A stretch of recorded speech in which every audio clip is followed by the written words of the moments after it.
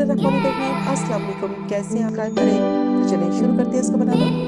1 kilo half tea spoon काली मिर्च का powder डालेंगे और अब इसमें डालेंगे लेमन जूस। तो आधा मैंने नींबू लिया है, थोड़े बड़े साइज का था। चिकन में होगा, चिकन में एक तो टेस्ट और फ्लेवर आएगा, चिकन फीकी नहीं लगेगी। और लेमन जूस जो इसमें डाला है उसकी वजह से चिकन बहुत ही ज़्यादा सॉफ्ट, जूसी और टेंडर बनेगी। अब चिकन को अच्छी तरह से मिक्स कर लिया है नमक, काली मिर्च और लेमन जूस के साथ। अब इसको रहने देंगे कम से कम 10 से 15 मिनट के लिए, ताकि तीनों चीज़ों का फ्लेवर चिकन में आ जाए। तो जब तक चिकन रेडी है तो मैं बाकी की तैयारी कर लेते हैं। 3 मैंने मीडियम साइज के प्याज लिए थे, 1 कप